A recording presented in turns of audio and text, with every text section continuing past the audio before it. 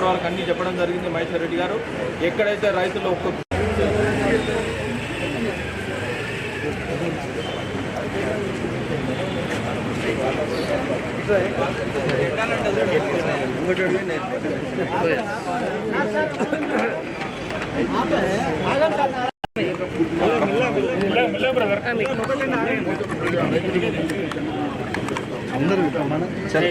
Thank you. మాట్లాడితే మహేశ్వరి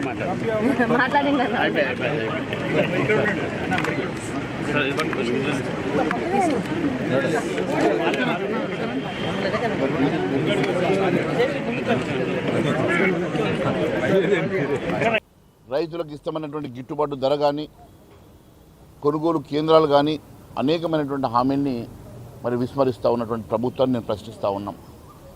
6 కాలాలు కష్టపడి పండించినటువంటి పంటను ఎందుకోసమని మీరు కొనుగోలు చేయలేకపోతూ ఉన్నారు? మరి ఈరోజు రైతు కష్టపడి ఎండకు ఎండి వానకు తడిసి తేళ్లకు భయపడక పాములకు భయపడక కరెంటు తీగలకు భయపడక దినము రాత్రి కష్టపడ్డటువంటి రైతులు ఈరోజు పండించిన పంట కూడా అమ్ముకోలేనటువంటి పరిస్థితిలో ఉన్నారు. పూర్తిగా దళారులు ఈరోజు రాజ్యం వెళ్తూ ఉన్నారు. కాంగ్రెస్ ప్రభుత్వంలో రైతు గోస వర్ణనాతీతం.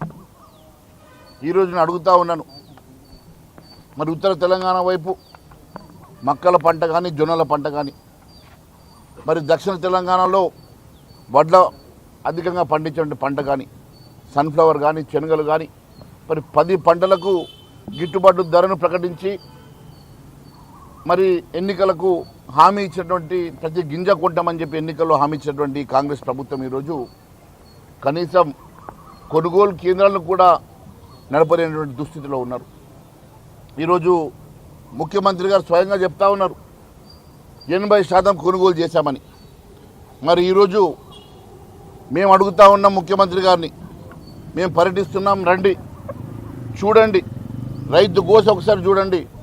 ఈరోజు కళ్ళల్లో పండించినటువంటి పంటను కనీసం కొనుగోలు చేయక రైతులు అమ్ముకోలేక దళాలకు అమ్ముకునేటువంటి పరిస్థితిని మేము మీకు చూపిస్తాం.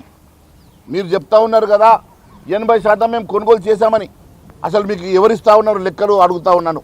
ఈరోజు ఈ రాష్ట్రంలో 141 లక్షల మెట్రిక్ టన్నుల వరి ధాన్యం పండిస్తే మీరు 90 లక్షల మెట్రిక్ టన్నులు కొనుగోలు చేస్తామని చెప్పారు కదా.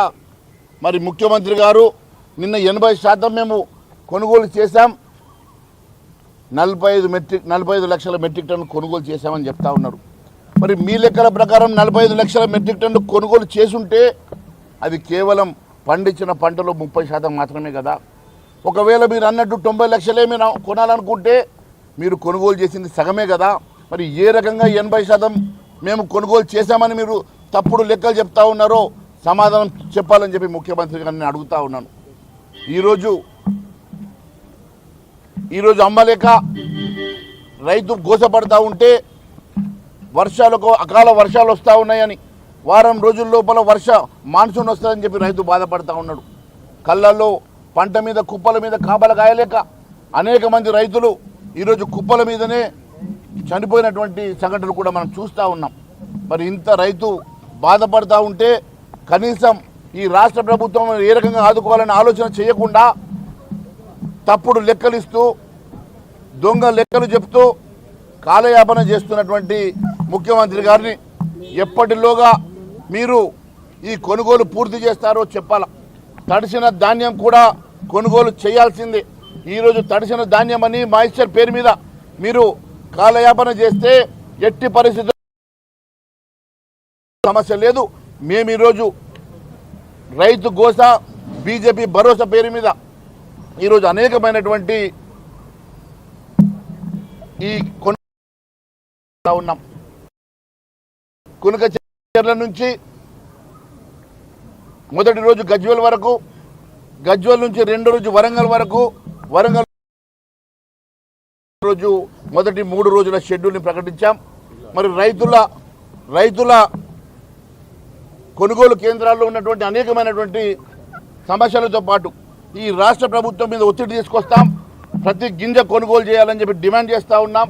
అంతేకాకుండా ముఖ్యంగా ఈ ముఖ్యమంత్రి గారిని నేను అడుగుతా ఉన్నాను, మీరు మాయిశ్చర్ పేరు మీదనో ఈరోజు అధికంగా కొనుగోలు చేసేటువంటి సంచికి 4 కిలోల అధికంగా జోకేటువంటి ధాన్యం అంటే 40 కిలోల సంచికి 4 కిలోలు అంటే దాదాపు 10% అధికంగా జోకుతా ఉన్నారు కదా. మరి జోకేటువంటి 10% అంటే 90 లక్షల మెట్రిక్ టన్నులకు 9 లక్షల మెట్రిక్ టన్నులు అధికంగా జోకుతా ఉన్నారు కదా. మరి 9 లక్షల మెట్రిక్ టన్నులు ఎవరి ఖాతాలకు పోతా ఉన్నాయి? 9 లక్షల మెట్రిక్ టన్నుల ప్యాడీ అంటే వరి ఎవరి జేబులకు పోతా ఉన్నాయో సమాధానం చెప్పని అడుగుతా ఉన్నాం. కేవలం ఈరోజు దోపిడీ చేస్తూ రైతునికి ఖచ్చితంగా మెడలు వంచి రైతుల పక్షాన భారతీయ జనతా పార్టీ నిలబడడానికి రైతుల పక్షాన మేము ఖచ్చితంగా ఈరోజు చేసేటువంటి యాత్ర ద్వారా ప్రభుత్వం మీద ఒత్తిడి తీసుకొచ్చి రైతు పక్షాన్ని నిలబడతామని మరొకసారి తెలియజేస్తా ఉన్నాం.